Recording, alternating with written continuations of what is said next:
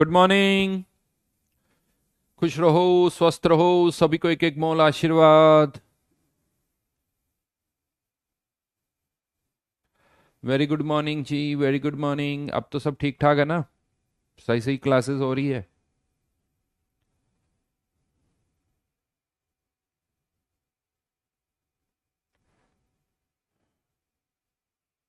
बस बस बेटा, एक ही बार करो, इतना गुड मॉर्निंग नहीं हो गया आज।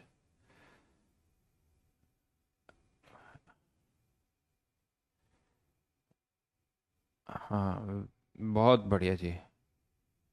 सर आपको number of atom 7 mole gram hydrogen times God bless you.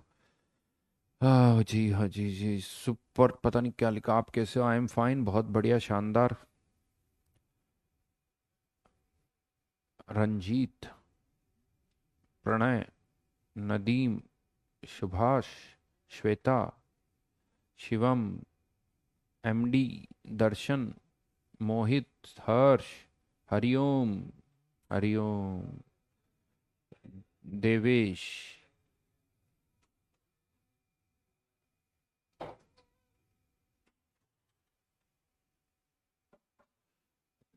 Lokeshwar, आपका भी कमेंट शो हो रहा है, सृजन का भी शो हो रहा है, कार्तिक का भी हो रहा है, आशुतोष का भी हो रहा है, प्रशांत का भी हो रहा है, कौशल का भी हो रहा है, अंशुमन का भी हो रहा है, प्रणय, प्रिंस, वैभव, विवेक, प्रशांत, आंशी, दर्पण, नितिन। हाँ, आज क्लास 10 बजे स्टार्ट हो तो गई थी, इधर उधर गड़बड़ हो रही थी, इधर उधर मिक्सिंग हो गई बेटा। मैं किसी और कमरे में घुस गया, मेरे कमरे में कोई और चले गए। चलो अब, क्या हाल है टेस्ट का? संडे की टेस्ट की तैयारी कैसी चल रही है? Mall concept, concentration term, revision, क्या क्या स्टेटस है भाई? कुछ नया नहीं करना है, जो क्वेश्चंस किए हैं उन्हें वापस से करना है। अगर स्पीड स्लो तो और बार करो, 2 बार 3 बार, जितनी बार करोगे उतनी बार स्पीड बढ़ेगी, एक्यूरेसी बढ़ेगी, सिली मिस्टेक्स एग्जाम में कम होगी। तो करते रहो उनको। ये नहीं कि यार एक बार और हो गया तो रुक जाए, जितना टाइम दे सकते हो, जितनी बार कर सकते हो, उतना फायदा मिलेगा, उतना आपको फायदा मिलेगा।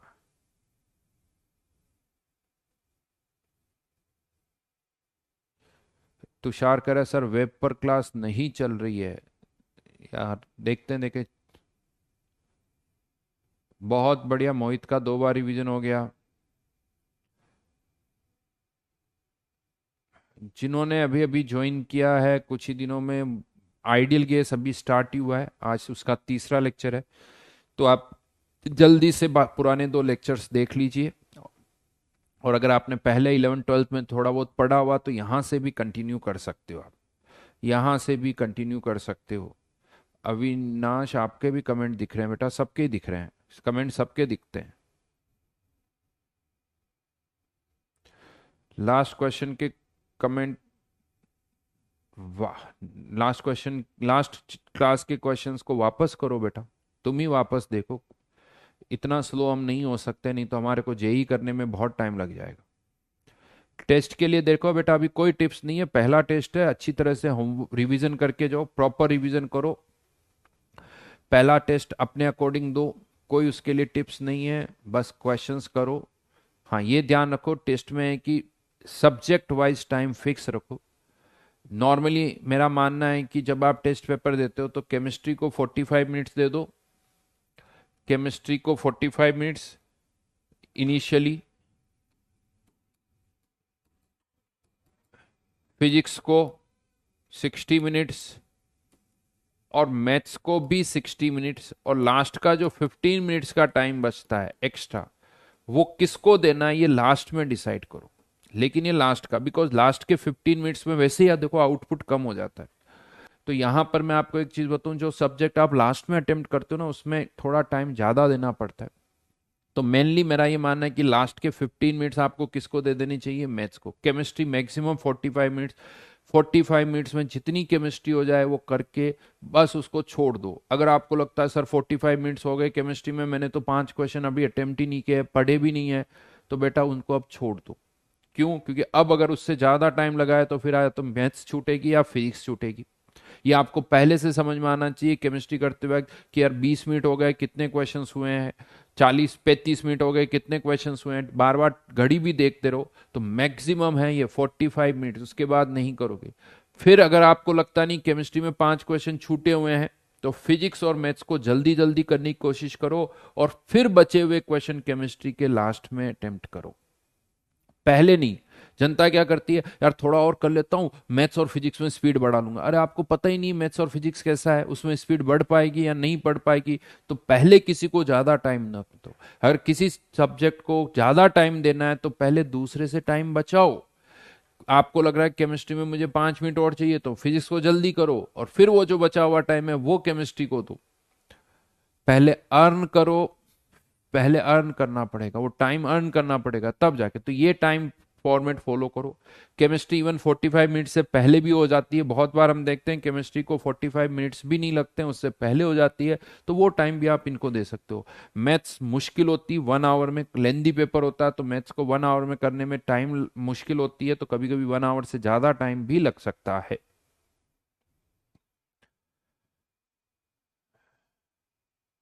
ठीक है ना? चलिए,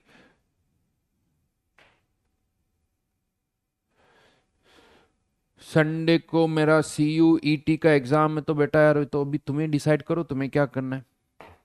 भाई CUET से तुम्हें एग्जाम देके किसी कॉलेज में जाना है या अभी जेई की तैयारी करनी है, it's up to you.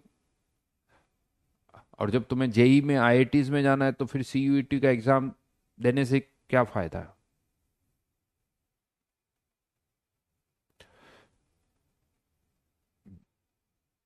Devansh बेटा, क्लास में सारा पढ़ा दिया तो उसके नोट्स बने होंगे, उससे रिवाइज करो। पुराने नोट्स से क्यों रिवाइज करना, इस साल के नए नोट्स बने उससे करें।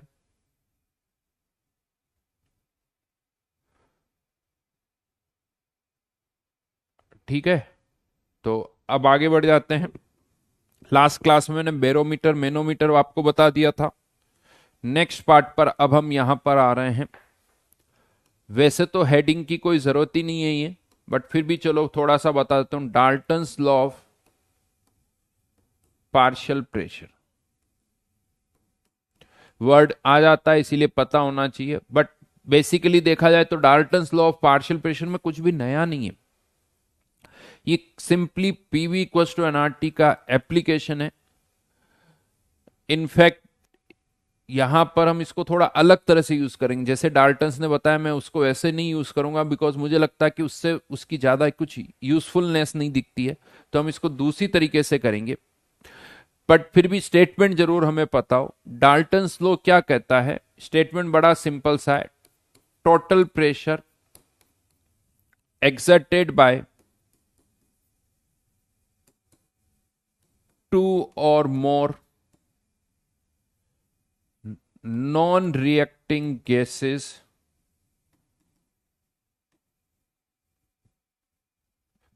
equals to the non-reacting gases equals to the sum of partial pressure, partial बोल दो या इंडिविजुअल वर्ड बोल देता हूं, ये ज्यादा मुझे अच्छा लगता है, इंडिविजुअल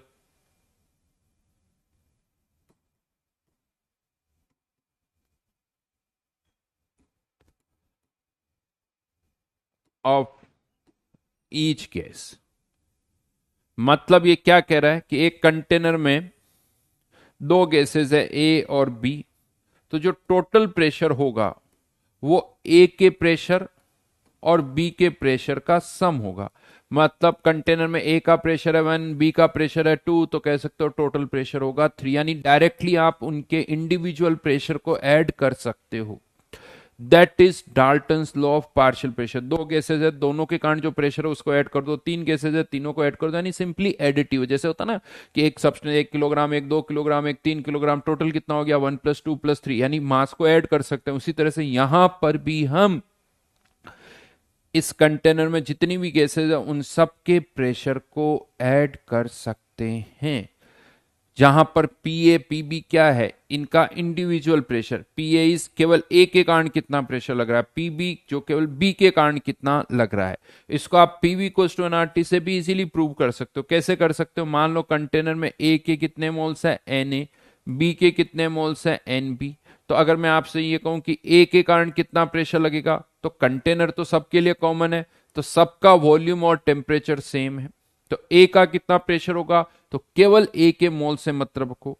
बी का कितना प्रेशर होगा, बी के मोल्स कितने, तो टोटल प्रेशर कितना होगा, तो उस केस में टोटल मोल्स लिखने पड़ेंगे, N A plus N B R T. यहां से अगर आप ये वैल्यू पुट कर दो, इसको ओपन करो, एन ए आर टी की जगह पी ए वी ए, तो ये पुट करोगे तो यहां पर ये वी वाली टर्म कैंसिल आउट हो जाएगी, यानी यहां वी है, N A R T P A V P B V, तो ये वी से वी कैंसिल, तो P T equals to P A plus P B. In fact मैं इसको ऐसे पुट करूं, डाल्टन्स लॉ का सही यूज ऐसे है कि किसी कंटेनर में ए का प्रेशर लग रहा है, मान लो पी ए, तो अगर कोई और गैस अगर हम डालते हैं तो उससे ए के प्रेशर में कोई चेंज नहीं होगा। यानी किसी और गैस को डालने से, किसी और गैस को निकालने से बाकी गैसेस के प्रेशर में कोई चेंज नहीं होता है। ये एक बड़ा काम का स्टेटमेंट है। यानी एक कंटेनर में ए के कारण प्रेशर लग रहा है मान लो 2 एटमॉस्फेयर, अब मैं इसमें बी डाल देता हूं, बी के कारण प्रेशर लग रहा है 5 एटमॉस्फेयर, तो क्या ए का प्रेशर चेंज हो जाएगा? नहीं भैया, ए का प्रेशर जो है वही रहेगा। ए का प्रेशर ए के मोल्स के कारण लग रहा है, बी का प्रेशर बी के मोल्स के कारण लग रहा है। आप कंटेनर में बी डालो, बी निकालो, ए के मोल्स में अगर कोई चेंज नहीं कर रहे हो तो ए के प्रेशर में भी कोई चेंज नहीं होगा। ए का प्रेशर जैसा है वैसा ही रहेगा। राइट, समझ में आई मेरी बात? तो यहां पर यानी ये ज्यादा अच्छा तरीका है। इसको हम ऐसे बोलते हैं, कंटेनर में कोई और गैस डालने पर या कोई और गैस निकालने पर बाकी गैसेस के प्रेशर में कोई चेंज नहीं होता है। अगर मुझे ए का प्रेशर निकालना है तो मुझे केवल ए के मोल से मतलब, उस कंटेनर में बी हो या सी हो या डी हो या नहीं हो, उससे कोई लेना देना नहीं है। बी का प्रेशर निकालना है, बी के मोल से मतलब है। टोटल प्रेशर निकालना है तो टोटल मोल से मतलब, बिकॉज जो PV equals to NRT equation है वो ये कहती है कि प्रेशर कितना लगेगा ये मोल्स पे डिपेंड करता है। 1 मोल ऑक्सीजन भी उतना ही प्रेशर लगाएगी, 1 मोल नाइट्रोजन भी उतना ही प्रेशर लगाएगी, 1 मोल हीलियम भी उतना ही प्रेशर लगाएगी। सबका प्रेशर उतना ही होगा। अच्छा, आज होमवर्क भी था क्या? क्या था होमवर्क यार, मुझे भूल गया। मैं तो पढ़ाने लगे। लास्ट में कर सकते हैं कोई होमवर्क? क्या था बाय द वे? पूरा नहीं हुआ था क्या, बाकी था कुछ?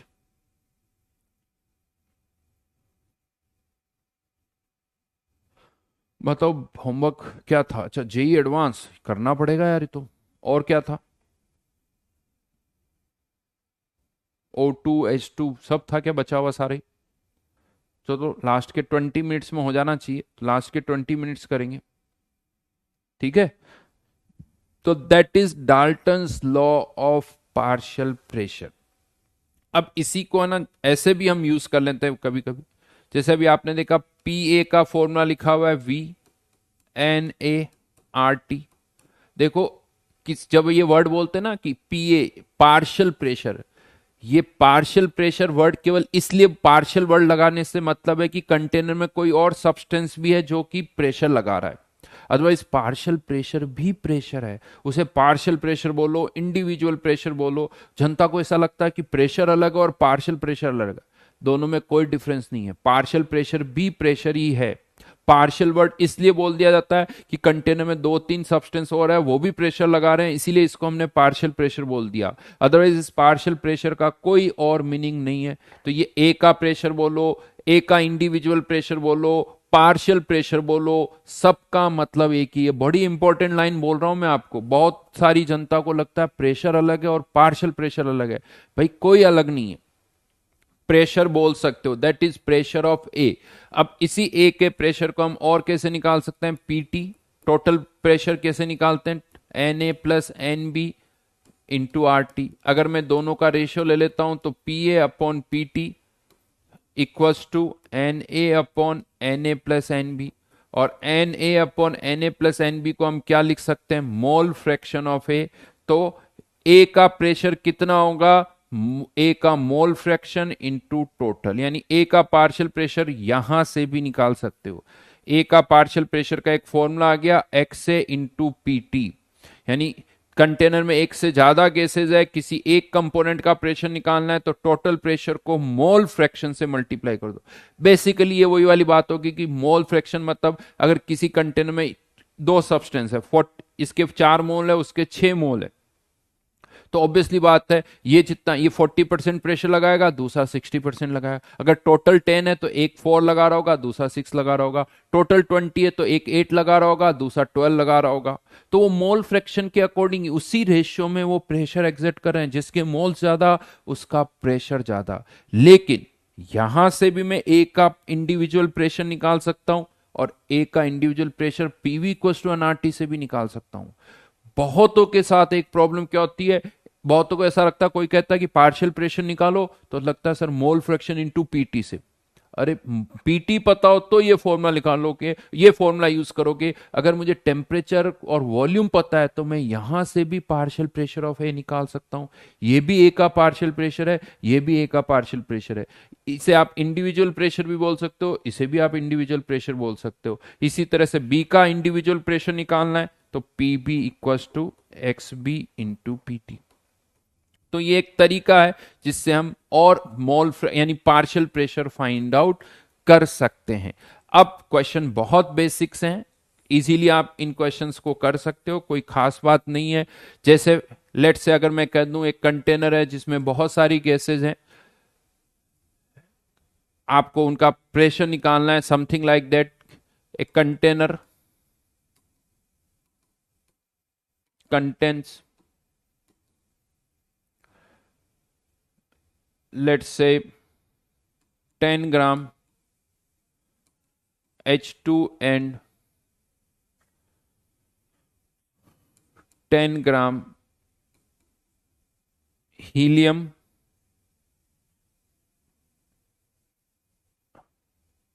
if volume of container is 8.21 liter, temperature is 300 Kelvin, find pressure of H2,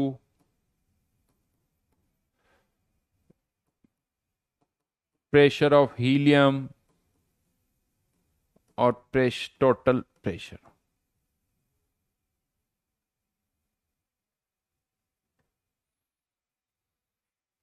temperature दे रखा है, वॉल्यूम दे रखा है, मास दे रखा है।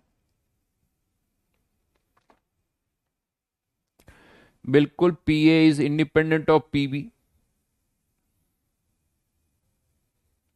बेटा उमेश यहाँ कोई लिक्विड की बात ही नहीं हो रही, आइडियल गैसेस पढ़ रहे हैं, गैसेस स्टेट पढ़ रहे हैं, यहाँ कोई लिक्विड नहीं है। लिक्विड कहाँ पिक्चर में आ गया, ये सब गैसेस की बात हो रही है यहाँ पर। पीवी इक्वल टू एनआरटी किसके लिए लगाते हैं, लिक्विड के लिए? क्या नहीं लगाते ना, तो कहाँ लिक्विड घुसेड़ रहे हो।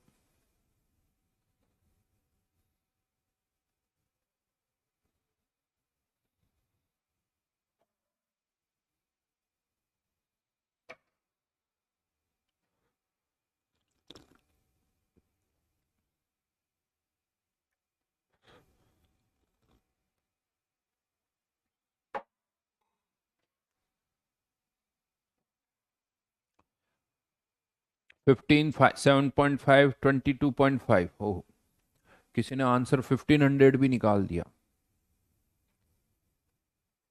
1500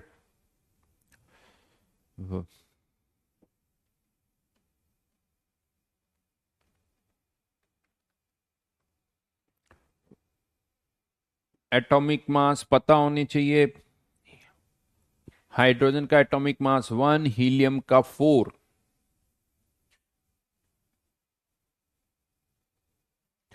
हाइड्रोजन के कितने मोल्स हो गए? 5 मोल। हीलियम के कितने मोल्स हो गए? 2.5 मोल्स। हाइड्रोजन H2 है, 2 से डिवाइड किया, इसको 4 से डिवाइड किया। PV equals to NRT P.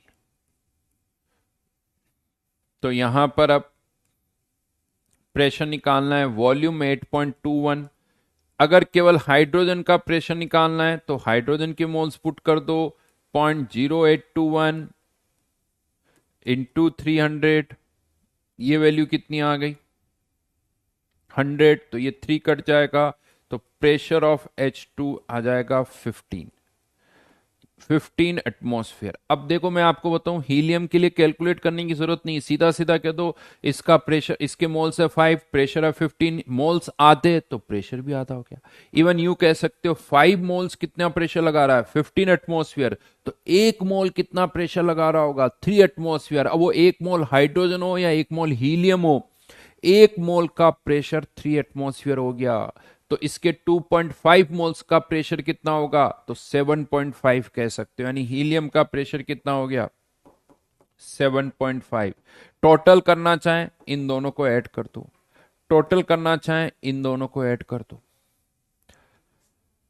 Further अब चेक कर सकते हो, अगर मैं यहां से देखूं क्या H2 का अगर partial pressure mole fraction into PT से निकालें तो H2 के moles 5, total moles 7.5 into PT 22.5, तो यहां से ये कितना आ जाएगा 3, तो हाइड्रोजन का पार्शियल प्रेशर 15 आ जाएगा। तो यहां से हम H2 हीलियम इंडिविजुअल प्रेशर निकाल सकते हैं, टोटल प्रेशर निकाल सकते हैं, इवन टोटल प्रेशर इंडिविजुअल ना निकाल के एक साथ भी निकाल सकते हो। यहां पर टोटल मोल्स एक साथ पुट कर दो तो टोटल प्रेशर आ जाएगा, केवल हाइड्रोजन के मोल्स पुट करेंगे तो हाइड्रोजन का प्रेशर, हीलियम के मोल्स पुट करेंगे तो हीलियम का प्रेशर, टोटल मोल्स पुट करेंगे तो टोटल प्रेशर आ जाएगा।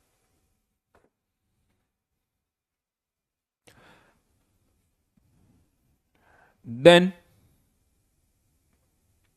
यहीं पर एक और क्वेश्चन देता हूं, थोड़ा डायग्राम से दे देता हूं इस बार। ये वॉल्यूम है 10 लीटर और इसमें कोई गैस है, मान लो H2 ही ले लेते हैं, जिसका प्रेशर है, प्रेशर है उसका लेट से 6 एटमॉस्फेयर। एक और कोई कंटेनर है जिसका वॉल्यूम है 15 लीटर, इसमें हीलियम है, मान लेते हैं उसका प्रेशर है कुछ 4 एटमॉस्फेयर। इन दोनों को हमने किसी और कंटेनर में शिफ्ट कर दिया, उसका वॉल्यूम है 30 लीटर। अब बताना है यहां पर H2 का प्रेशर कितना होगा, हीलियम का प्रेशर कितना होगा और टोटल प्रेशर कितना होगा। यानी यहां से यूं कह दो ये सारी H2 इसमें शिफ्ट कर दी, हीलियम भी इसमें शिफ्ट कर दी, यानी दोनों को इस बड़े वाले कंटेनर में शिफ्ट कर दिया।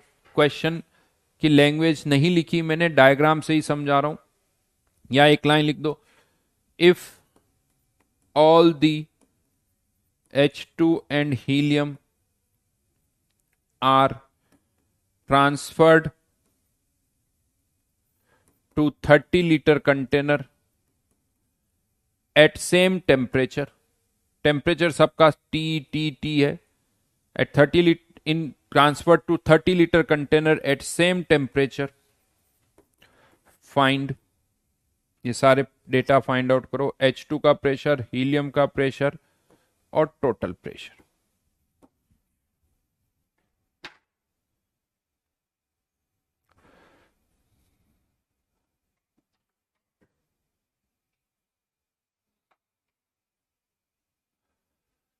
तो यहां पर अब कैसे करें इस चीज को, देखो सीधी सी बात है, जब मैं H2 के लिए कर रहा हूं तो मुझे हीलियम से कोई लेना देना नहीं है, हीलियम को यहां शिफ्ट करो या ना करो H2 का प्रेशर उतना ही रहेगा। तो यहां पर जब आप हीलियम को यहां, सॉरी हाइड्रोजन को जब यहां से यहां शिफ्ट कर रहे हो तो हाइड्रोजन के लिए क्या चेंज हो रहा है, उसका वॉल्यूम चेंज हो रहा है, जिसके कारण प्रेशर चेंज होगा। टेम्परेचर चेंज हो नहीं रहा है, हाइड्रोजन पूरी यहां से यहां शिफ्ट हो रही है, तो हाइड्रोजन के मोल्स भी चेंज नहीं हो रहे हैं। तो जितने मोल्स हाइड्रोजन के यहां है उतने ही हाइड्रोजन के मोल्स यहां पर भी होंगे। तो हाइड्रोजन के लिए हम कौन सी इक्वेशन लगा रहे हैं, P1V1 equals to P2V2, because ना तो यहां से यहां लाने पर हाइड्रोजन के मोल्स चेंज हो रहे हैं, ना उसका टेम्परेचर चेंज हो रहा है, तो nRT कांस्टेंट, तो P1V1 equals to P2V2, pressure है 6, वॉल्यूम है 10, अब प्रेशर निकालना है, वॉल्यूम हो गया 30, तो यहां से हाइड्रोजन का प्रेशर कितना आ गया 2 एटमॉस्फेयर है। ये किसका प्रेशर आ गया, हाइड्रोजन का। उसी तरीके से P1V1 equals to P2V2 helium के लिए भी लगा दो। वैसे हीलियम के लिए बहुत आसानी से वॉल्यूम डबल हो गया 15 से 30 लीटर, डबल हो गया वॉल्यूम तो कह दो प्रेशर हाफ। तो मैं ऐसे ही डायरेक्ट लिख रहा हूं, नहीं तो वो भी आ जाएगा P1V1 से। तो हीलियम का प्रेशर भी कितना हो गया 2। किसी ने पहले गलत गलत लिखा था। बहुत अच्छा, आप समझ में आया। बहुतों का आंसर 10 आया था। बहुत सारी जनता ने क्या कर दिया 6 + 4 10। ऐसे नहीं होता बेटा। इसी कंटेनर में किसी हाइड्रोजन का प्रेशर, इसी कंटेनर में हीलियम का प्रेशर, उसे ऐड कर सकते हो। बट राइट नाउ ये हाइड्रोजन का प्रेशर कब है, जब ये वॉल्यूम है। ये हीलियम का प्रेशर कब है, जब ये वॉल्यूम है। यहां वॉल्यूम ही बदल गया तो हाइड्रोजन का यहां प्रेशर कुछ और होगा, हीलियम का यहां प्रेशर कुछ और होगा। आप इन दोनों को ऐसे ऐड नहीं कर सकते। इवन इसको मैं ऐसे पुट करता हूं, यहां पर दो गैसेस के प्रेशर को आप तभी ऐड कर सकते हो, दो गैसेस के प्रेशर को तभी ऐड कर सकते हो जब उनका वॉल्यूम और टेम्परेचर सेम हो। यहां वॉल्यूम 10, यहां वॉल्यूम 30, ऐसे नहीं होता। यहां प्रेशर कुछ और होगा। हाँ, इसी कंटेनर में हीलियम का प्रेशर कितना है 2, हीलियम का प्रेशर भी है 2, हाइड्रोजन का प्रेशर भी है 2। ये भी उसी वॉल्यूम पर टेम्परेचर पर, ये भी उसी वॉल्यूम टेम्परेचर पर। तो अब आप इन दोनों को ऐड करके कह सकते हो कि टोटल प्रेशर कितना हो जाएगा 4 एटमॉस्फेयर। टोटल प्रेशर कितना हो जाएगा 4 atmosphere.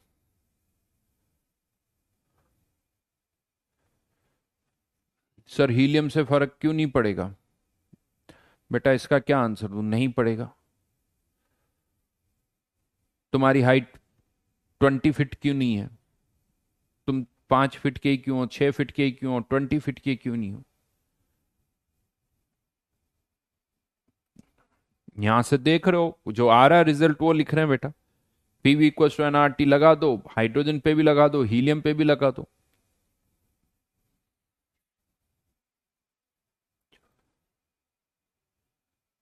P1V1 equal to P2V2 इसलिए हुआ, तुम दोनों को मोल्स तो पूरे के पूरे शिफ्ट हो रहे हैं।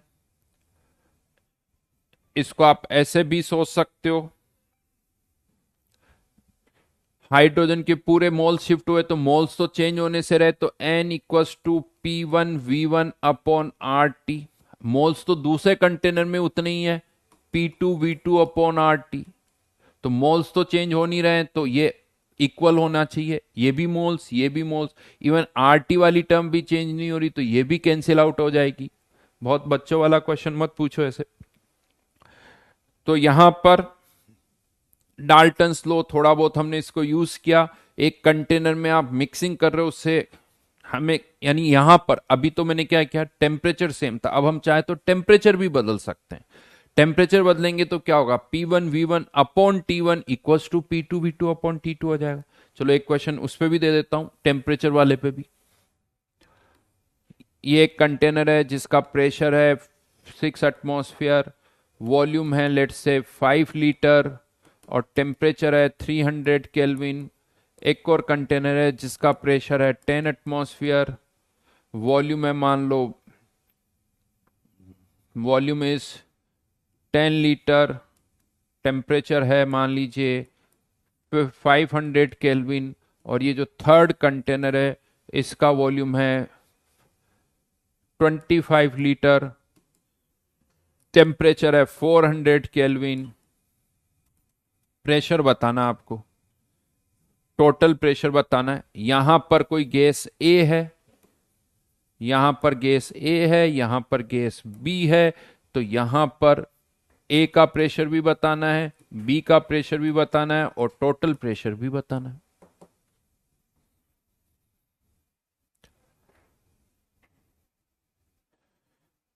शिवम प्रसाद का कहना है सर आपसे पढ़ के तो जेई एडवांस के क्वेश्चन भी बन रहे हैं। सरप्राइजिंग है क्या शिवम? बेटा जेई एडवांस के लिए पढ़ा रहा हूं तो जेई एडवांस के क्वेश्चन तो बनने ही चाहिए ना। हाँ, इसलिए सरप्राइजिंग है कि इससे पहले कहीं पढ़ रहे थे तो वहां पर जेई एडवांस के क्वेश्चन ही नहीं बन रहे थे। तो बेटा फिर वहां जेई एडवांस नहीं पढ़ रहे थे, फिर कुछ और पढ़ रहे थे।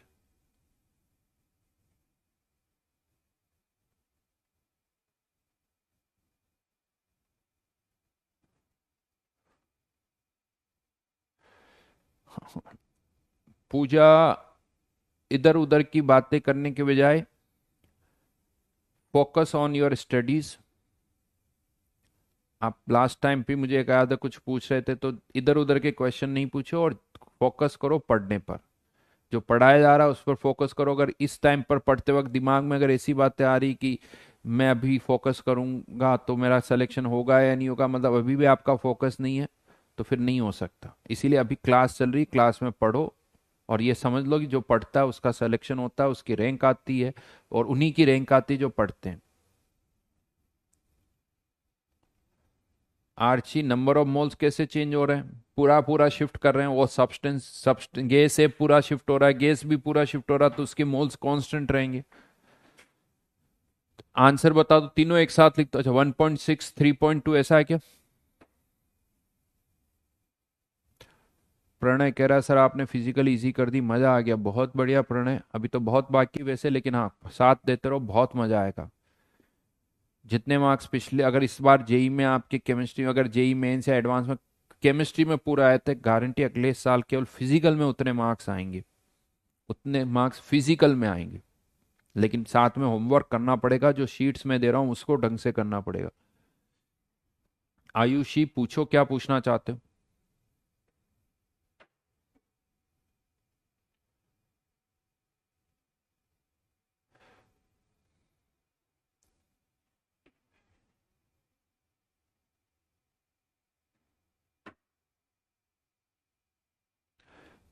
शीट को कम से कम स्पीड लाने के लिए 2 बार, 3 बार, 4 बार, जितनी बार करोगे उतनी बार स्पीड बढ़ेगी, एक्यूरेसी बढ़ेगी। चलिए करके देखते हैं। तो यहां पर अब क्या करना है, P1 V1 upon T1 equals to P2 V2 upon T2 कर दो।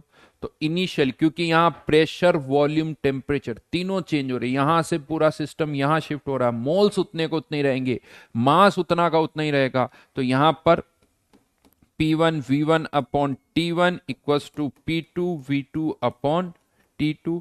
इसका प्रेशर है 6, वॉल्यूम है 5, टेम्परेचर है 300, इक्वल्स टू प्रेशर निकालना है, वॉल्यूम हो गया 25 लीटर, डिवाइडेड बाय टेम्परेचर कितना हो गया 400 केल्विन। अब हमें इसको सॉल्व करना है, तो ये वैल्यू आ गई 2, ये वैल्यू आ गई 5।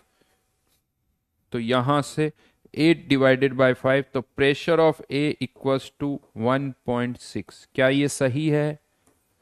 ए का प्रेशर 1.6, 8/5, बिल्कुल सही।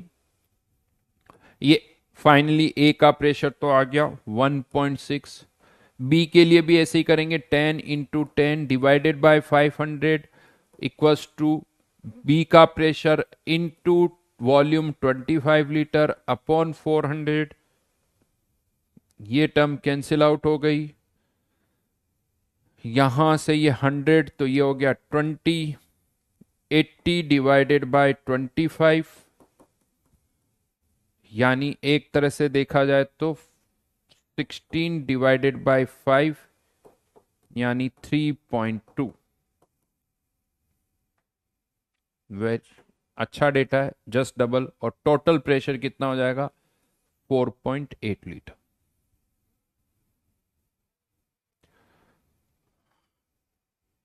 समझ में आई बात? तो इस तरह से आप क्वेश्चन को एडजस्ट कर सकते हो। फर्दर इसी में हम आगे बढ़ रहे हैं। एक और टर्म आती है, वो भी हल्का सा बढ़ा देता हूं, एक बड़ा अच्छा सा पॉइंट है, Amagat law of partial volume. Amagat law of partial volume, यहां पर जरूर ये जो पार्शियल वॉल्यूम वर्ड है ना, ये समझ में आना चाहिए।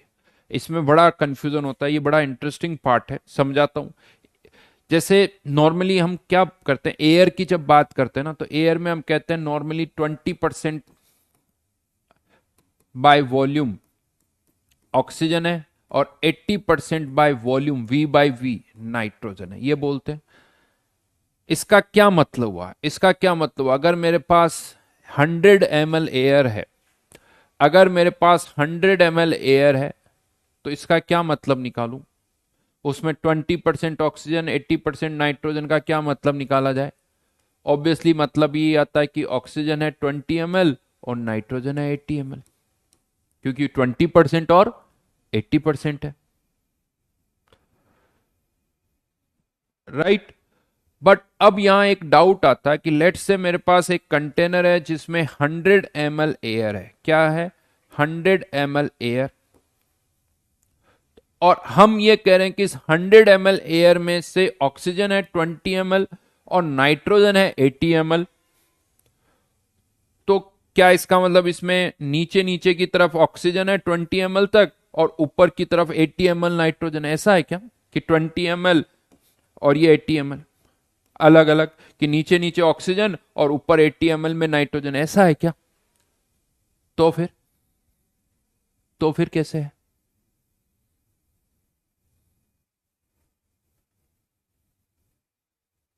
होमोजीनियस मिक्सचर होगा, तो होमोजीनियस मिक्सचर होगा यानी ऑक्सीजन, तो ये पूरा कंटेनर 100 ml का है, पूरा कंटेनर 100 ml का, तो ऑक्सीजन यहां पर भी होगी, ऑक्सीजन यहां पे भी होगी, हर जगह ऑक्सीजन होगी, डिस्ट्रीब्यूटेड होगी। तो फिर तो ऑक्सीजन का वॉल्यूम भी 100 ml है और यहां पर नाइट्रोजन का वॉल्यूम भी 100 ml है, यानी राइट नाउ दोनों ही 100 ml है। तो फिर हमने ये क्यों कहा कि इसमें 100 ml में 20 ml ऑक्सीजन है और 80 ml नाइट्रोजन है, दोनों का वॉल्यूम 100 ml हुआ ना फिर तो, दोनों ही 100 ml है भाई।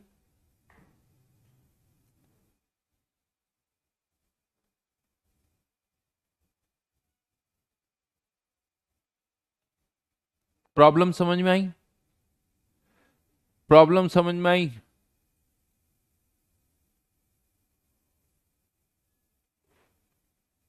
कंसंट्रेशन कुछ,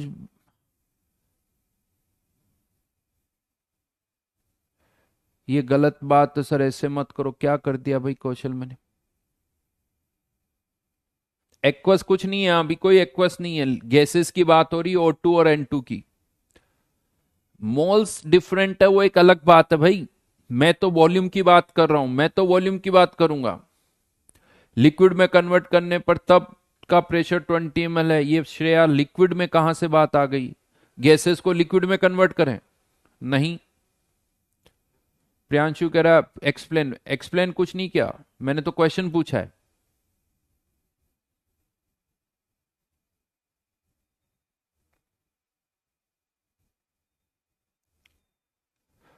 तो राइट नाउ यहां कंफ्यूजन आता है कि जब हम बोलते हैं 20% 80%, तो इसका मतलब 100 ml मिक्सचर में ऑक्सीजन 20 ml है, नाइट्रोजन 80 ml है। तो कंटेनर में तो ऐसा नहीं है, 100 ml का कंटेनर, उसमें ऑक्सीजन भी थ्रू आउट डिस्ट्रीब्यूटेड है, नाइट्रोजन भी है, तो फिर इस 20 और 80 ml का क्या मतलब हुआ। तो अब वो मैं समझा रहा हूं, यानी देखा जाए ना, एक बात मैं तू, Dalton's law of partial pressure तो simply PV equals to NRT का एप्लीकेशन है। Dalton's law of partial pressure, partial pressure, pressure कुछ नया नहीं है, नया यहां पर है, यहां जरूर पार्शियल वॉल्यूम वर्ड का सही मतलब पता होना चाहिए। मैं बताता हूं कैसे ये सारी चीजें आएंगी। तो यहां पर जब हम ये बोलते हैं, तो ये 100 ml जब एयर है, 100 ml जब एयर है, ये किसी पी प्रेशर पर है, या पीटी लिख देता हूं, किसी पीटी प्रेशर पर ये वॉल्यूम है।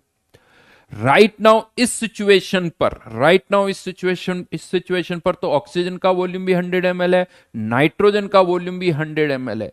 तो ये फिर 20 और 80 ml कब है, इन्हें हम बोलते हैं पार्शियल वॉल्यूम ऑफ नाइट्रोजन, इन्हें बोला जाता है पार्शियल वॉल्यूम ऑफ ऑक्सीजन और नाइट्रोजन। ये क्या है, तो पार्शियल वॉल्यूम का यहां मतलब होता है partial volume, volume occupied by the gas, volume occupied by the component gas, component मतलब किसी मिक्सचर का part, component gas if it is kept at same temperature and total pressure, same temperature and total pressure, मतलब उसी total pressure पर केवल oxygen को रखोगे, volume occupied by the component gas if it is kept at the same temperature and total pressure alone in the container. ये और लिख देता हूं, अलोन इन द कंटेनर, यानी कंटेनर में केवल उसी कंपोनेंट को रखो उसी टोटल प्रेशर और टेम्परेचर पर। यानी अब इमेजिन करो यहां से इस कंटेनर में राइट नाउ ऑक्सीजन और नाइट्रोजन दोनों ही है, ऑक्सीजन और नाइट्रोजन दोनों ही है, हमने यहां से, और दोनों मिलके अभी कितना प्रेशर लगा रही है, पीटी, दोनों मिलके कितना प्रेशर लगा रही है, पीटी, नाइट्रोजन का भी और ऑक्सीजन का भी। लेकिन अब हमने यहां से नाइट्रोजन को हटा लिया, जैसे ही नाइट्रोजन को हटाओगे अंदर का प्रेशर कम हो जाएगा, अंदर का प्रेशर कम हो जाएगा तो ये पिस्टन धीरे धीरे नीचे आएगा। कब तक नीचे आएगा, जब तक अंदर का प्रेशर वापस पीटी नहीं हो जाएगा। जब अंदर का प्रेशर भी पीटी हो जाएगा, बाहर का भी पीटी है, तो पिस्टन रुक जाएगा। अब इस टाइम पर जो ऑक्सीजन का वॉल्यूम होगा that is partial volume of oxygen, यानी कंटेनर में केवल ऑक्सीजन अगर है उसी टोटल प्रेशर पर तो जो ऑक्सीजन का वॉल्यूम है दैट इज पार्शियल वॉल्यूम। अब अगर आपको नाइट्रोजन का पार्शियल वॉल्यूम निकालना है तो कंटेनर में से ऑक्सीजन को हटाओ और कंटेनर में केवल किसको रखो, नाइट्रोजन को, उसी टोटल प्रेशर पर। Volume occupied by the component gas if it is kept at the same temperature and total pressure alone in the container। समझ में आई मेरी बात? यानी अगर मैं यहां से डायग्राम बनाता हूं तो इसको ऐसे समझ लेना, ये टोटल प्रेशर पीटी, यहां पर N2 भी है, 100 ml इसका वॉल्यूम है, 100 ml जिसमें N2 भी है, O2 भी है। लेकिन अगर आपको केवल ऑक्सीजन का पार्शियल वॉल्यूम फाइंड आउट करना है तो यहां पर अब केवल O2, टोटल प्रेशर अभी भी पीटी, ये 20 ml, और नाइट्रोजन का पार्शियल वॉल्यूम फाइंड आउट करना है तो यहां पर केवल N2, टोटल प्रेशर अभी भी पीटी, ये 80 ml। अब आप कह सकते हो कि ये वॉल्यूम भी उसी प्रेशर टेम्परेचर पर है, ये वॉल्यूम भी उसी प्रेशर टेम्परेचर पर है। इवन एक स्टेटमेंट हम बोलते हैं, जैसे अभी थोड़ी देर पहले मैंने बोला था दो गैसेस के प्रेशर को तभी ऐड कर सकते हो जब वो सेम वॉल्यूम और टेम्परेचर पर मेजर हो रहे हैं, उसी तरह से दो गैसेस के वॉल्यूम को भी तभी ऐड कर पाओगे जब वो सेम प्रेशर और टेम्परेचर पर वो मेजर हो रहे हैं। यानी प्रेशर इज एडिटिव, प्रेशर को आप ऐड कर सकते हो if they are measured at same volume and temperature. उसी तरह से volume, pressure are additive, volume are additive, pressure are additive, volume are additive if they are measured at same pressure and temperature। और जो final, यानी यूं कह दो दो वॉल्यूम को ऐड कर रहा हूं, 20 ml 80 ml, ये भी उसी प्रेशर टेम्परेचर पर, ये भी उसी प्रेशर टेम्परेचर पर, और 80 ml भी उसी टोटल प्रेशर टेम्परेचर पर है।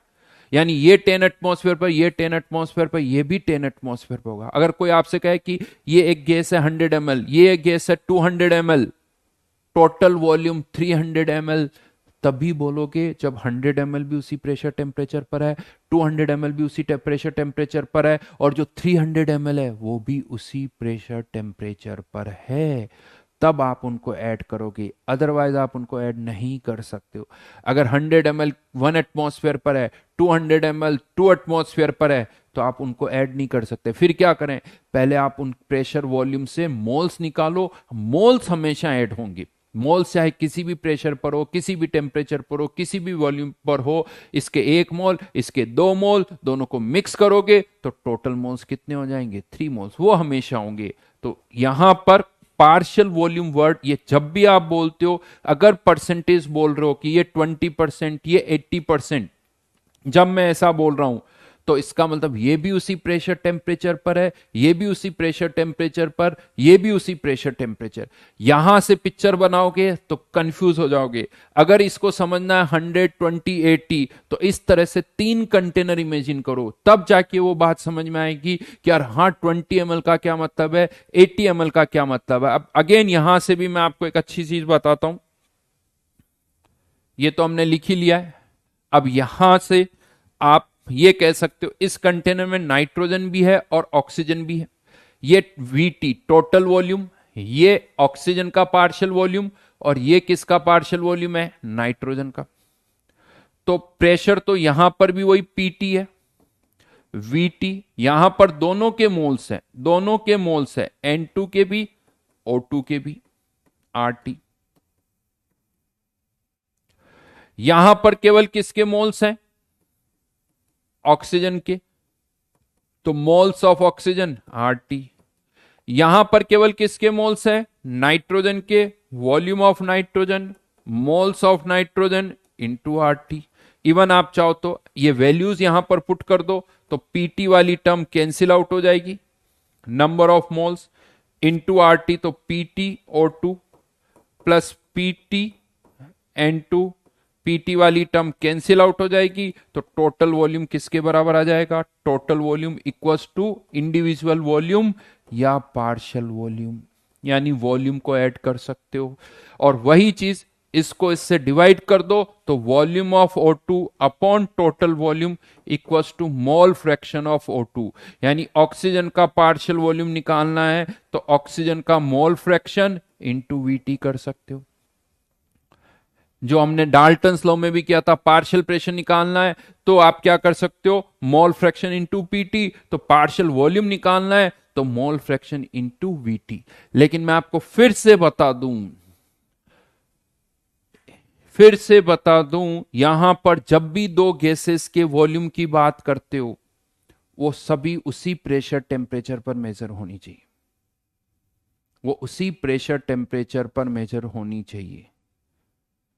आयुष, अभी रिएक्शन होने अगर रिएक्शन हो रही है तो रिएक्शन होने के बाद की बात करो, रिएक्शन हो गई उसके बाद बचे हुए मोल से बात करो।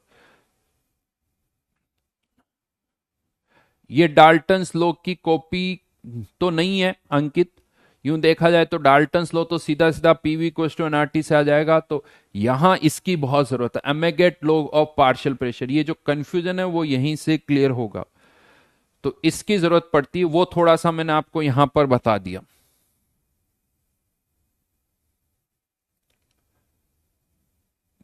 पीटी एक्सटर्नल प्रेशर भी बोल सकते हो, और जो एक्सटर्नल प्रेशर होगा वही अंदर का भी होगा, अदरवाइज पिस्टन मूव करेगा। तो राइट नाउ जो बाहर का प्रेशर है वही अंदर का भी प्रेशर है।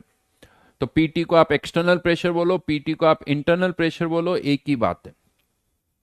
सोचना कैसे है बेटा, देखो सही थॉट प्रोसेस होना चाहिए, क्वेश्चन में थिंकिंग सही होनी चाहिए कि जब हम ये बोल रहे हैं 20%, 80%, क्योंकि यहां क्या होता है, कंटेनर बदलने पड़ रहे हैं, कंटेनर की साइज एक ही कंटेनर से इमेजिन नहीं कर सकते हो। डाल्टन्स लॉ में एक ही कंटेनर से सब इमेजिन कर रहे हैं तो वहां प्रॉब्लम ही होती।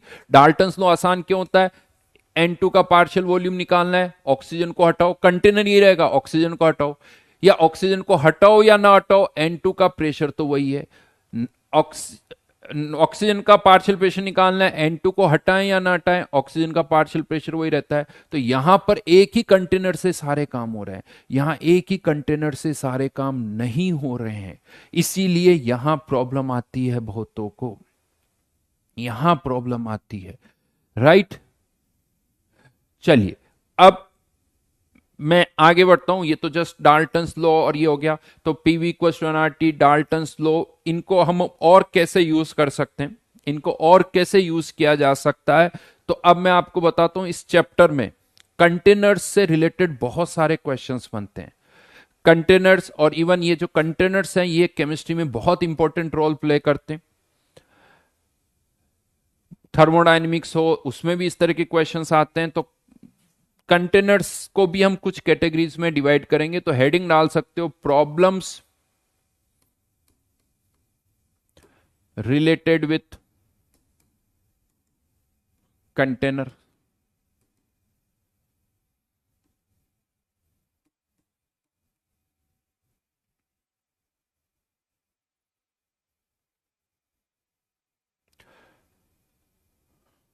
प्रॉब्लम्स रिलेटेड विथ,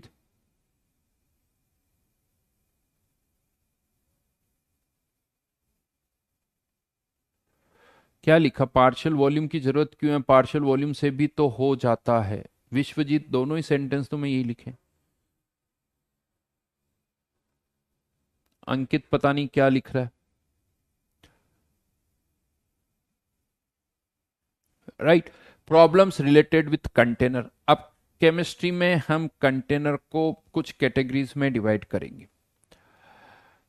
यहां पर एक तो कैटेगरी जो स्टार्टिंग में होती है, ओपन कंटेनर और क्लोज्ड कंटेनर। ओपन और क्लोज्ड। पहले मैं बात करूंगा क्लोज्ड कंटेनर की। पहले हम बात करेंगे क्लोज्ड कंटेनर की। क्लोज्ड कंटेनर को भी दो कैटेगरीज में डिवाइड किया जा सकता है। दो कैटेगरीज, एक जिसका वॉल्यूम कांस्टेंट हो, यानी इस तरह का कंटेनर, और एक कंटेनर जो कि क्लोज्ड है लेकिन पिस्टन से क्लोज्ड है। क्या लगा हुआ ये, पिस्टन। और मैंने आपको पहले ही कहा है केमिस्ट्री या कहीं कहीं भी पिस्टन जो भी है उसको मासलेस मानो। पिस्टन को मासलेस मानो। अगर कहीं लगता नहीं सर पिस्टन का मास होता है, तो उसके मास को उसके कारण जो प्रेशर लग रहा है उसको एक्सटर्नल प्रेशर में मान लो और फिर पिस्टन को सोचो वो मासलेस है। ये जो कंटेनर है इसका वॉल्यूम क्या है, कांस्टेंट। लेकिन अगर पिस्टन लगा हुआ कंटेनर है तो इसमें क्या कांस्टेंट रहता है, प्रेशर कांस्टेंट रहता है। इसमें क्या कांस्टेंट रहेगा, प्रेशर कांस्टेंट रहेगा। यानी अब हम यहां पर क्या चेंजेस कर सकते हैं, इसका देखो वॉल्यूम कांस्टेंट है तो चेंज क्या कर सकते हो आप, टेम्परेचर, और टेम्परेचर चेंज करोगे तो प्रेशर। यानी इस पर्टिकुलर कंटेनर की अगर हम बात करें तो इसके लिए वॉल्यूम कांस्टेंट है तो प्रेशर और टेम्परेचर चेंज होगा, तो P1 upon T1 equals to P2 upon T2। यानी क्वेश्चन ये आएंगे कि पहले प्रेशर इतना था, टेम्परेचर इतना था, अब टेम्परेचर इतना कर दिया, तो बताओ प्रेशर क्या होगा। वॉल्यूम कांस्टेंट है तो P1 upon T1 equals to P2 upon T2। जबकि यहां पर क्या होगा, प्रेशर कांस्टेंट है तो V1 upon T1 equals to V2 upon T2।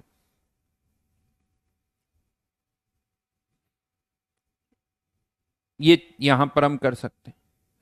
हाँ, कभी कभी यहां पर भी क्या था, वैसे तो क्लोज्ड कंटेनर है बट यूं सोच लो कि आपने ढक्कन खोला, कुछ मोल्स डाल दिए, तो मोल्स भी चेंज हो सकते हैं। अगर मोल्स भी चेंज कर रहे हैं तो फिर आप क्या लिख दोगे, P1 upon N1 T1 equals to P2 upon N2 T2। यहां पर भी V1 upon N1 T1 equals to V2 upon N2 T2।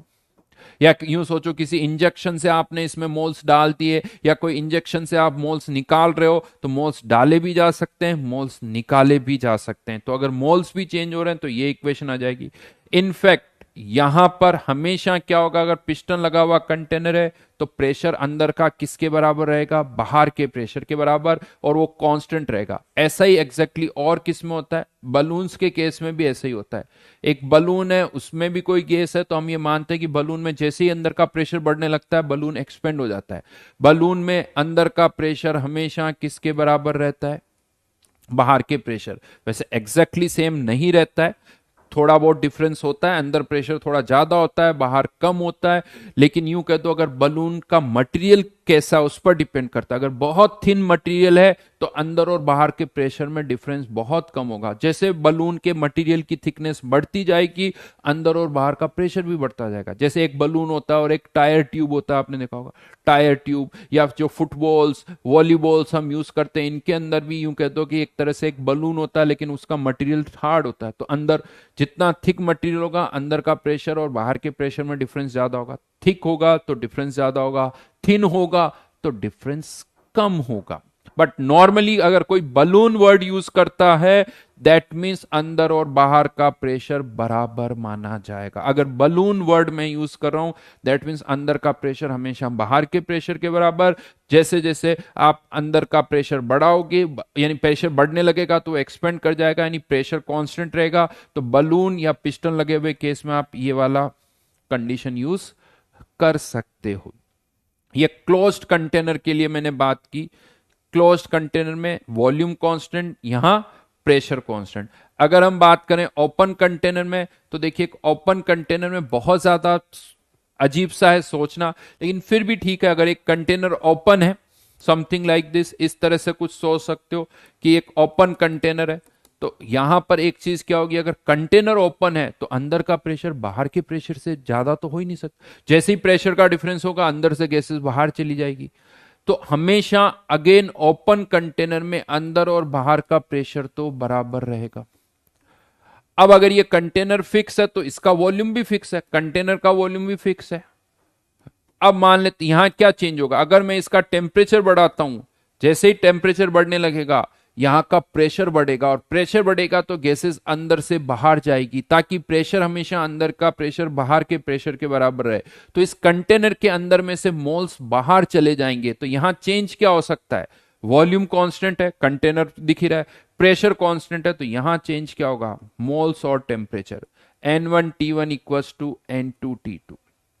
यहां पर ओपन कंटेनर में N1T1 इक्वल्स टू N2T2 होगा।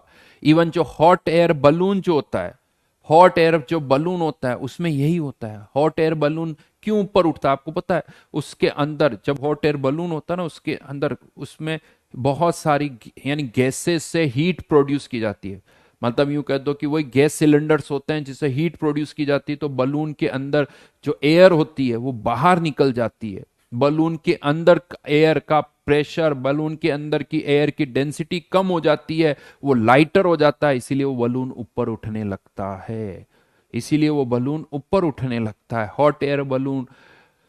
ऑब्वियसली हॉट एयर बलून में अंदर का टेम्परेचर मेंटेन करना बड़ा मुश्किल काम होता है, वो आसान काम नहीं होता। जितना आपको उस हॉट एयर बलून को ऊपर उठाना होता है, उतना टेम्परेचर बढ़ाते जाओ, वो हॉट एयर बलून ऊपर उठता जाएगा।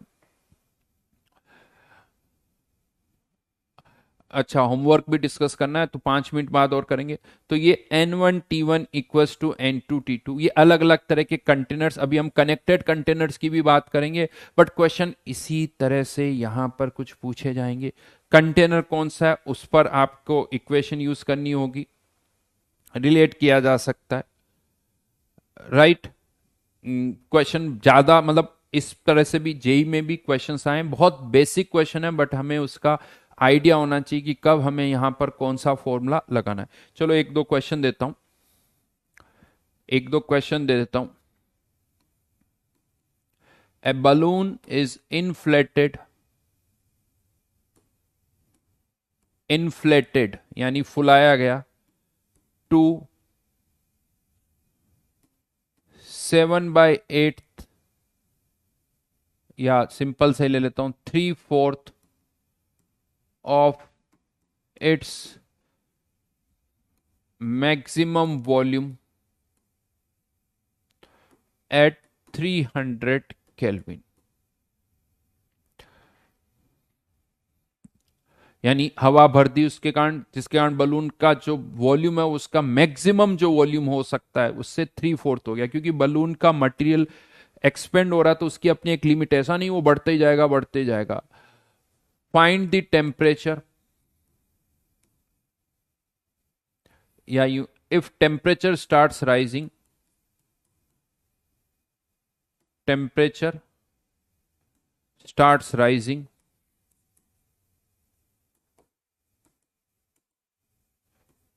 find the temperature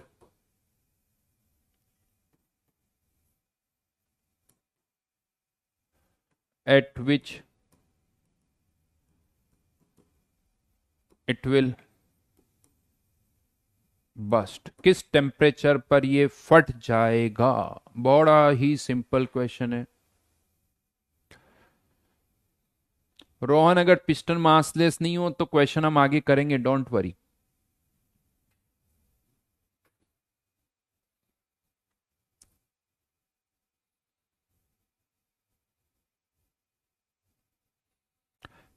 Tanishq, open में कंटेनर का वॉल्यूम तो फिक्स है ना बेटा, बाहर का वॉल्यूम थोड़ी काउंट करूंगा मैं। जो कंटेनर का वॉल्यूम है उसी से मतलब है, जो बाहर है उसको कंटेनर में थोड़ी काउंट करूंगा।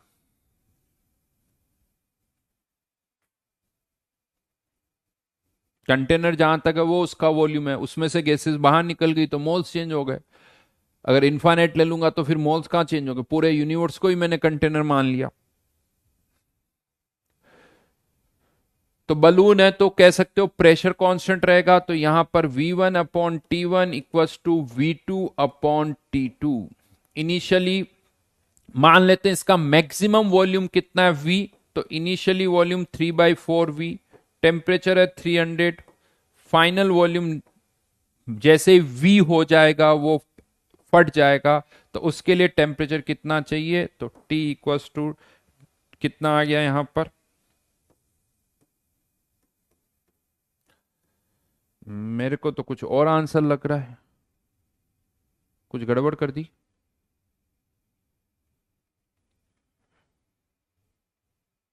अच्छा 4/3, सॉरी। तो आंसर इज 400 केल्विन।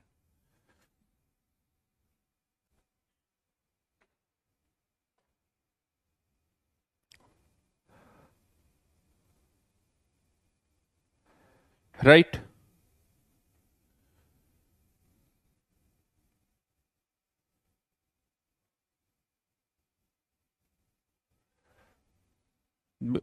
चलो एक और क्वेश्चन दे देता हूं।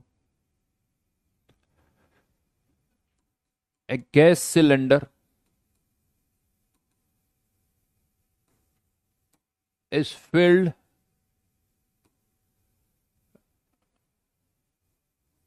up to 70%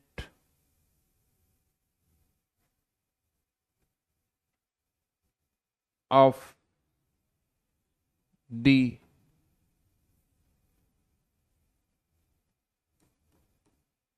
pressure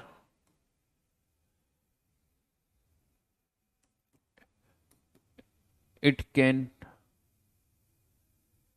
sustain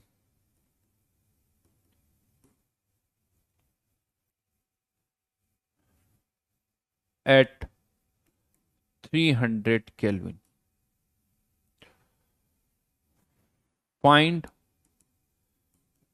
the temperature at which gas cylinder will explode, फट जाएगा, किस टेम्परेचर पर ऐसा होगा।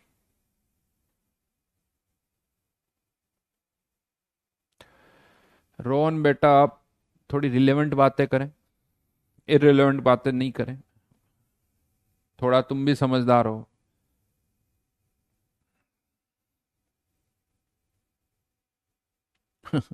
XYZ करा सर स्टॉप टेररिज्म। हाँ सर, ये सब एक्सप्लोड बस्टिंग ऐसी बातें मत करो सर, बात तो सही है। आर्यन, श्रेया, इनके आंसर्स भी आ गए।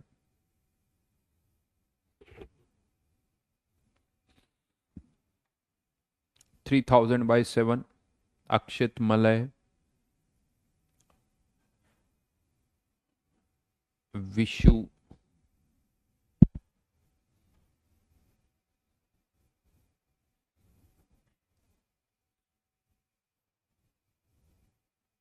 तो करना कुछ नहीं है। अब जो गैस सिलेंडर होता है, देखो आप सबको पता है उसका वॉल्यूम कांस्टेंट रहता है, प्रेशर जो है उसका बढ़ेगा, तो P मान लो उसका मैक्सिमम प्रेशर है, तो राइट नाउ उसका 70% यानी 0.7 P किस टेम्परेचर पर, 300। जैसे ही अंदर का प्रेशर P होगा, लिखा हुआ 70% of the pressure it can bear, a gas cylinder is filled up to 70% of the pressure it can sustain. तो जैसे ही P प्रेशर होगा ये फट जाएगा, तो यहां पर T इक्वल्स टू 300/0.7 यानी 3000/7। इसको कन्वर्ट करो तो कितना आ रहा है, 428.5। केल्विन में डिग्री सेल्सियस में कन्वर्ट करोगे तो अप्रोक्सीमेटली 153 डिग्री सेल्सियस, जो कि बहुत ज़्यादा है।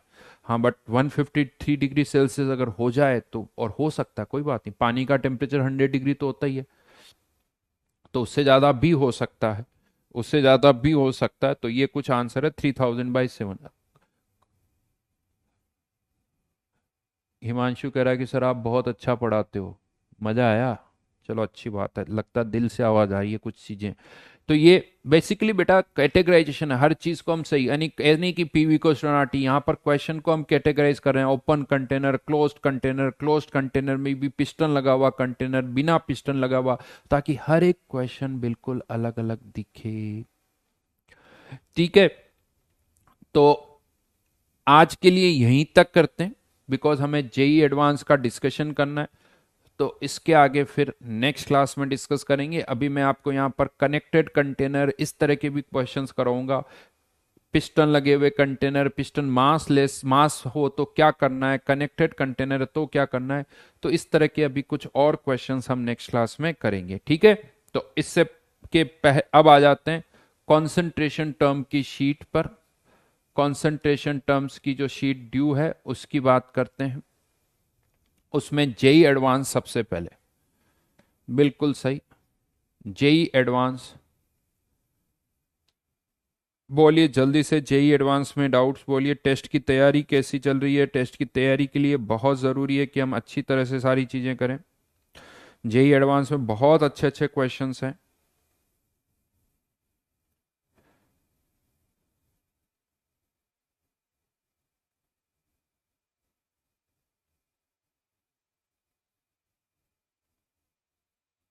पहला, एक्चुअली वैसे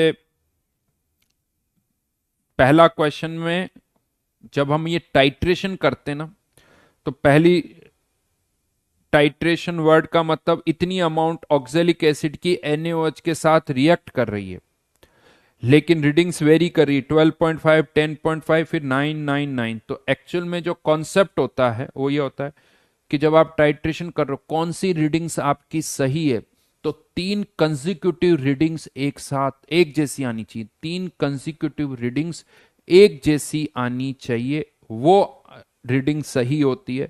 तो क्वेश्चन नंबर 1 में लास्ट की 3 रीडिंग्स 9 ml पर है, तो मतलब 5 ml, 0.1 m,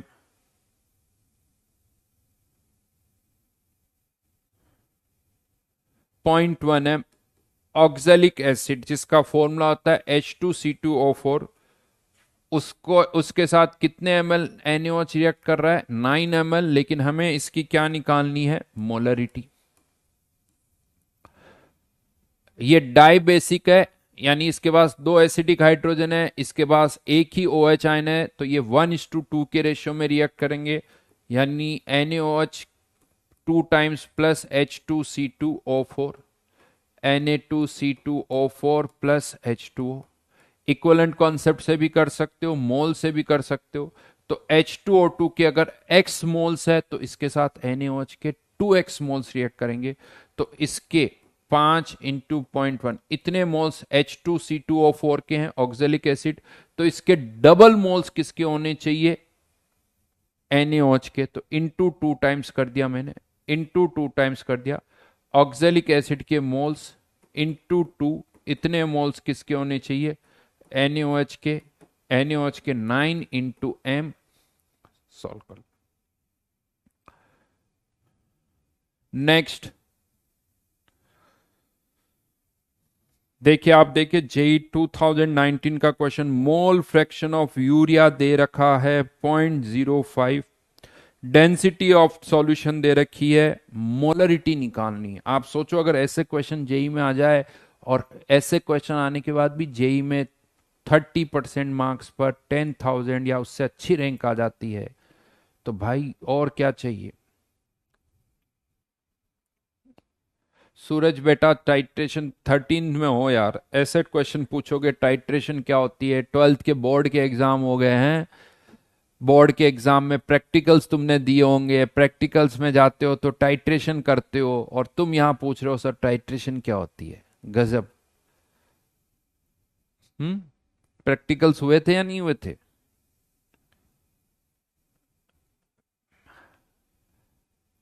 गए थे?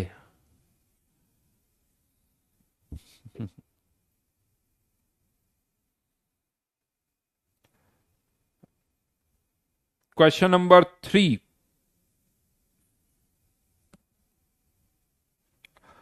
Question number 3, mole fraction of a solute in a solution is 0.1। यानी किसी सॉल्यूट का मोल फ्रैक्शन है 0.1, इसका मतलब सॉल्व इसके 0.1 मोल्स, तो सॉल्वेंट के कितने हो गए? 0.9 मोल्स। कहा जा रहा है कि इसकी मोलरिटी जो है वो किसके बराबर है? मोलरिटी के बराबर है। और डेंसिटी जो है वो कितनी दे रखी है? 2 ग्राम पर ml। तो सॉल्यूट और सॉल्वेंट के मॉलिक्यूलर वेट का रेशियो निकालना है। सॉल्यूट और सॉल्वेंट के मॉलिक्यूलर वेट का रेशियो निकालना है आपको। तो अब यहां पर क्या करें? एक या तो मोलरिटी और मोलरिटी बराबर है। सोचो मोलरिटी और मोलरिटी के फॉर्मूले में कहां डिफरेंस आता है? मोलरिटी और मोलरिटी बराबर है तो मोलरिटी क्या होती है? Number of moles divided by volume of solution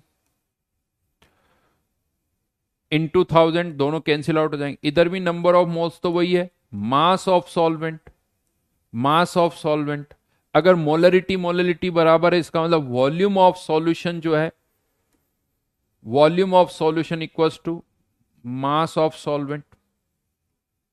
यानी इन दोनों को बराबर कर दें। अब वॉल्यूम ऑफ सॉल्यूशन कैसे निकलेगा? मास ऑफ सॉल्यूशन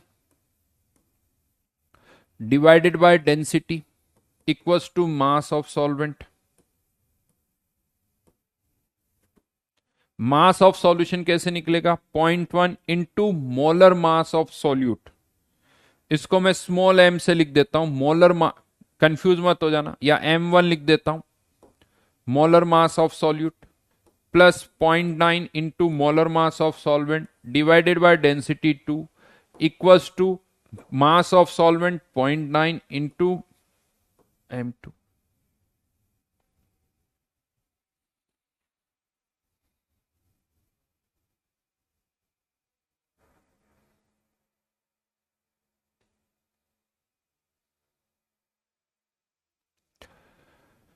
बिहार में प्रैक्टिकल नहीं होते हैं ऐसा, या तुम नहीं जाते हो? अंकित, आइडियल गैस से देखना स्टार्ट करो। फर्स्ट लेक्चर आइडियल गैस का, वहां से देखना स्टार्ट करो। और बोलिए आगे।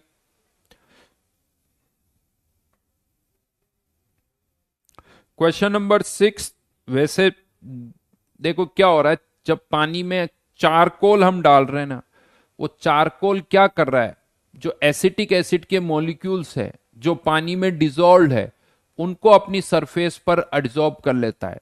तो एसिटिक एसिड जो सॉल्यूशन में थे वो एसिटिक एसिड चारकोल पर आ गए। जैसे आपने देखा कभी कभी इंक में चौक डालते ना, तो चौक जो है वो ब्लू कलर की हो जाती है, क्योंकि जो इंक के अंदर जो सॉल्यूट होता है वो चौक पर डिपॉजिट हो जाता है। अब अगर एसिटिक एसिड सॉल्यूशन में से निकल के यहां पर डिपॉजिट हो गए चारकोल पर, तो सॉल्यूशन में एसिटिक एसिड की कंसंट्रेशन जो 0.5 थी, अब वो कितनी रहेगी? 0.49। कंसंट्रेशन कम हो गई। कितनी कम हो गई? 0.01। यानी कितने मोल्स एड्सॉर्ब हो गए?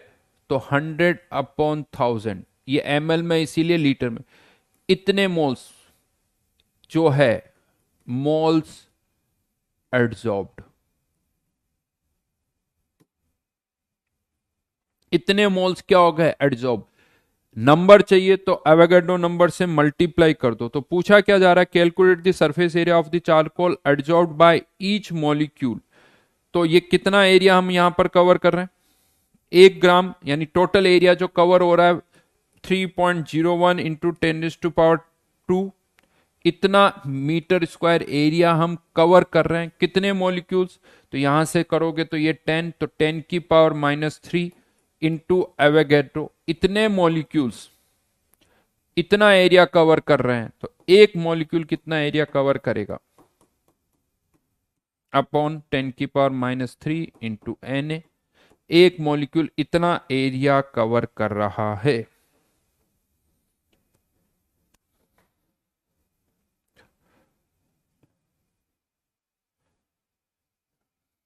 ठीक है आशीष बेटा, बिल्कुल बढ़िया जी, बिल्कुल बढ़िया। कंप्लीट जेई एडवांस ये वाला पार्ट हो गया।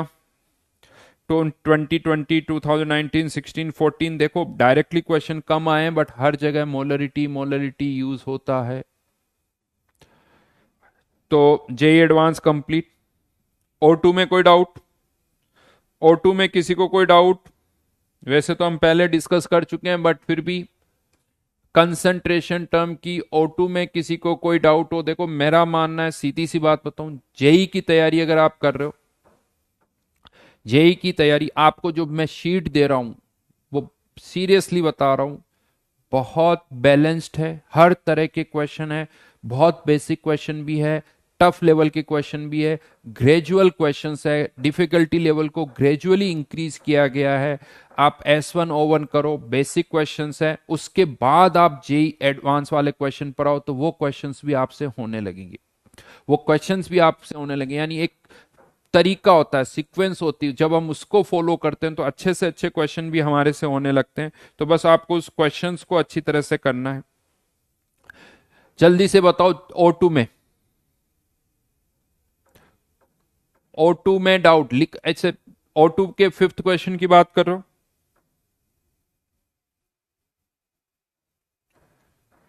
क्वेश्चन नंबर 5, 12 ग्राम फ्यूमिंग H2SO4 का मतलब भी यही होता है। फ्यूमिंग H2SO4 लिखा हुआ है मतलब ओलियम, क्योंकि उसके अंदर H2SO4 भी है और SO3 भी है। तो दे रखा है 112% उसकी लेबलिंग की हुई है। तो 12 ग्राम, 12.5 ग्राम से H2SO4 कितना मिलेगा? तो अगर उसकी लेबलिंग है 112%, तो यानी 100 ग्राम से 112 ग्राम, तो 12.5 से इंटू 112 डिवाइडेड बाय 100, ये क्या आ गया? मास ऑफ H2SO4 कितने लीटर में? 100 लीटर में। तो ये क्या आ गई? 100 से डिवाइड कर दो, 100 से डिवाइड कर दो तो कंसंट्रेशन आ जाएगी, यानी concentration of H2SO4 12.5 into 112 upon 100 upon 100। और इसकी डबल किसकी कंसंट्रेशन होगी? H+ आयन की। बहुत आसान क्वेश्चन है भाई।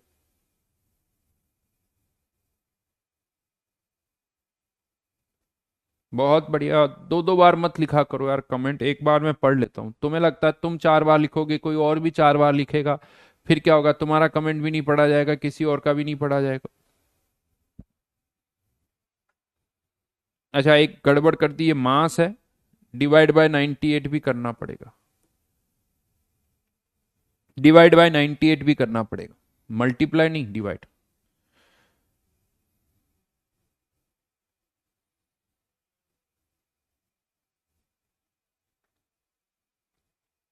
O2 का क्वेश्चन नंबर 6,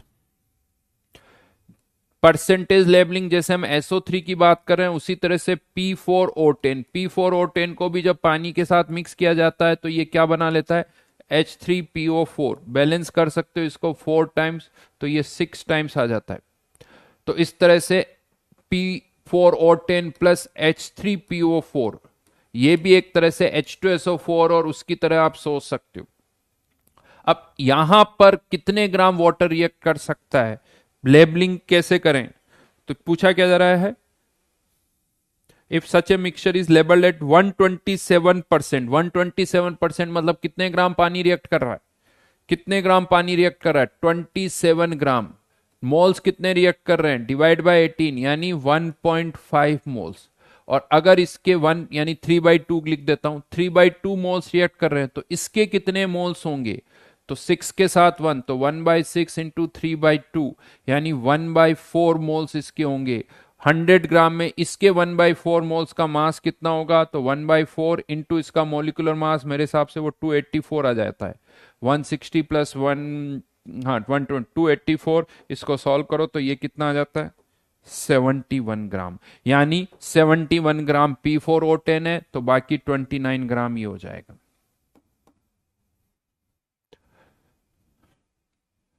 ढंग से करो शीट को, कोई कंसेप्ट नहीं छूटेगा, इस शीट को कर लो, फिर कहीं से भी कुछ भी कर लो, सारे क्वेश्चन होंगे। बहुत, यानी ऐसा नहीं कि मैंने आपको 400, एक तो क्या मैं आपको तो 400-500 क्वेश्चन के दे दूं और फिर कहूंगा देखो ये सारे कर लो तो फिर जेई में हो जाएगा। अरे भाई 400-500 क्वेश्चन देने से फिर इतना टाइम थोड़ी कि आप इतना सारे क्वेश्चन कर सको। लिमिटेड नंबर ऑफ क्वेश्चन हो, क्योंकि हमारे पास टाइम लिमिटेड है। केवल फिजिकल तो जेई में नहीं आएगी, फिजिकल भी पढ़नी, ऑर्गेनिक इनऑर्गेनिक सब पढ़ना है ना।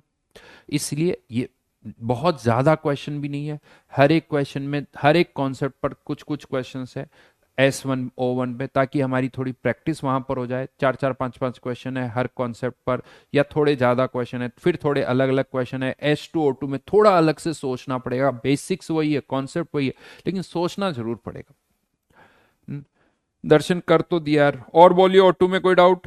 ये क्वेश्चन मैं फिर से कह रहा हूं, O2 में जेल्डाल, केरियस, डूमास, ये अच्छी तरह से पढ़ लेना, अच्छी तरह से याद कर लेना, क्योंकि जेई मेंस में इन पर बहुत क्वेश्चंस आते हैं, ये रट जाने चाहिए। इनमें जो भी इंफॉर्मेशन है वो पता होनी चाहिए, इनके जो भी क्वेश्चन यहाँ दिए गए हैं वो सारे आपसे होने चाहिए। आप देख चुके हो जेई मेंस में भी वैसे क्वेश्चंस आए हैं। कुछ नहीं है बेटा, जेल डाल और ये सब बहुत बेसिक चीजें, नाम से कुछ फर्क ही नहीं पड़ रहा। पढ़ो, 4 बार पढ़ो, अगर नहीं समझ में आ रहा उसी को पैराग्राफ को पढ़ो, रट लो उस पैराग्राफ को, सब समझ में आ जाएगा। सब समझ में आ जाएगा, उसमें ऐसा कुछ नहीं है। ए बी के साथ रिएक्ट करा, फिर बी सी के साथ रिएक्ट करा, फिर सी डी के साथ रिएक्ट करा, तो याद ही करना पड़ेगा, उसमें कुछ नया है नहीं।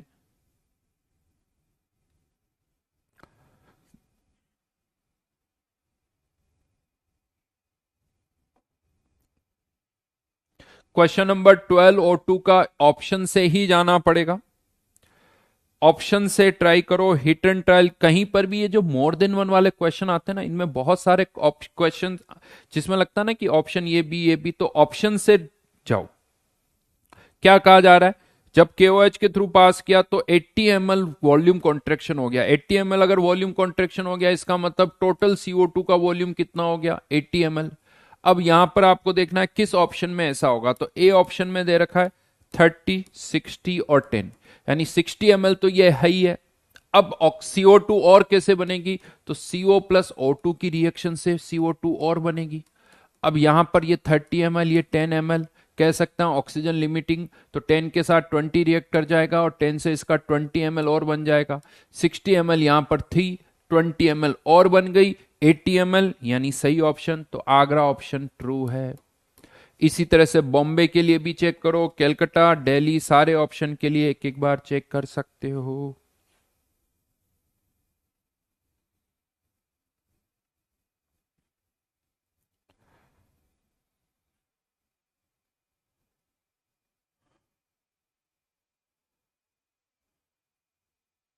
बोलिए और कोई डाउट?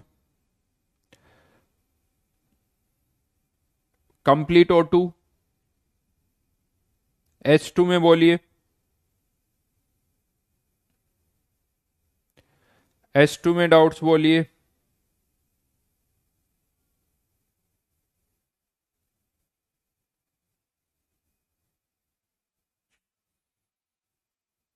कोई डाउट नहीं है।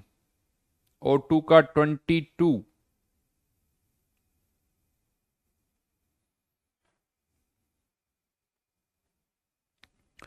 जेलडाल मेथड वाले जितने भी क्वेश्चन है उस सब में क्या करना होता है, H2SO4 जो है वो कुछ तो अमोनिया के साथ रिएक्ट कर रहा है, H2SO4 एसिड अमोनिया बेस और NaOH भी बेस, तो इसकी कुछ अमाउंट तो इसके साथ और कुछ इसके साथ रिएक्ट कर रही है। इसके मोल्स पता है हमें, ये दे रखे होते हैं, इसके मोल्स दे रखे हो ये भी पता होते हैं, और उससे हमें इसके मोल्स निकालने होते हैं। सबसे पहले क्या करो, NaOH के मोल्स निकालो। जैसे क्वेश्चन नंबर 22 O2 की मैं बात करूं, तो अमोनिया के मोल्स या मिलीमोल्स, तो 1/2 यानी 30 मिलीमोल्स। अमोनिया के 30 मिलीमोल्स हैं, तो इसके 30 मिलीमोल्स के साथ इसके 30 नहीं रिएक्ट करेंगे, क्योंकि इसके एक के साथ दो, यानी इसके दो के साथ एक, यानी 30 के साथ 15, यानी NaOH के साथ इसके 15 मिलीमोल्स रिएक्ट कर रहे हैं। डाल कितने रहे H2SO4 के? H2SO4 के 50 इंटू 0.5, यानी कितने डाले आपने? 25 मिलीमोल्स। 25 मिलीमोल्स में से 15 NaOH के साथ रिएक्ट कर रहे हैं, तो 10 मिलीमोल्स जो है 15, 25 माइनस 15, 10 मिलीमोल्स किसके साथ रिएक्ट कर रहे हैं? अमोनिया के साथ। तो 10 के साथ अमोनिया के फिर 20 मिलीमोल्स होंगे, तो यहां से अमोनिया के मिलीमोल्स पता चल गए। दर्पण, स्टार और सफलता में फिजिकल केमिस्ट्री का एक ही पेपर होगा, अलग अलग नहीं होगा, सेम पेपर होगा। चलिए, तो अब टेस्ट के लिए ऑल द बेस्ट, आज यहीं तक करते हैं। टेस्ट की तैयारी अच्छी तरह से करो। S2 में थोड़ा बहुत ट्राई कर सकते हो, अभी वैसे फोकस जेई मेंस पैटर्न है, तो S2 में ठीक है, अगर कुछ है तो नेक्स्ट क्लास में भी डिस्कस कर सकता हूँ, अब टाइम नहीं बचा, टाइम नहीं बचा। तो ज़्यादा से ज़्यादा मेहनत करो, टेस्ट की तैयारी अच्छी तरह से करो। फिजिकल में सीधी सी बात है, जो शीट है मोल कॉन्सेप्ट की, आशु नेक्स्ट क्लास में कर लेंगे, S2 का कुछ बाकी रह गया तो शीट को सीधी सी बात है, ये सोच के अगर आपने एक बार किया है तो कुछ क्वेश्चंस हो जाएंगे, अगर शीट को एक बार भी नहीं किया तो अच्छे मार्क्स डेफिनेटली नहीं आएंगे। बट एक बार करने से भी बहुत मजा नहीं आएगा। अगर आप चाहते हो कि एग्जाम में अच्छे मार्क्स आए, एग्जाम में क्वेश्चंस हो, तो शीट को 2-3 बार, जितनी बार, कम से कम 2 बार तो करना ही करना है। 3 बार हो जाए तो एग्जाम में कंफर्टेबल जोन में रहोगे, एग्जाम में अच्छा लगेगा। खासकर उन क्वेश्चंस में जिनको आपको प्रॉब्लम आई है, स्पीड कम आई है, तो वहाँ अपनी स्पीड, मतलब वहाँ पर उनको कम से कम 2-2, 3-3 बार आपको करना है। बेटा टाइम मैनेज नहीं हो पा रहा है, उसको सब तुम्हें ही मैनेज करना पड़ेगा। जब तक आप खुद स्ट्रांग नहीं होगे कुछ नहीं हो सकता। अगर टाइम मैनेज कर नहीं कर पा रहे, मतलब यू आर नॉट डेडिकेटेड, आप डिसिप्लिन नहीं हो, कौन क्या कर सकता? मैं तो आपके पास नहीं हूं, अदरवाइज तो डंडा लेके सामने बैठ जाओ, सब टाइम मैनेज हो जाता है ना हिमेश? कुछ नहीं करना, डंडा लेके बैठ जाओ, सब टाइम मैनेज हो जाता है। अपना तो देखो लाइफ का पढ़ना ही।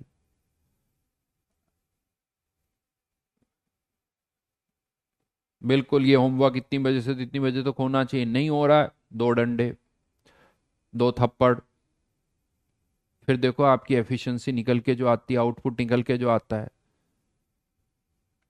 शानदार तरीके से, सब हो जाएगा। आपने, मैंने पहले भी एग्जाम्पल बहुत बार यूज किया, थोड़ा अजीब सा है लेकिन बड़ा सटीक एग्जाम्पल है।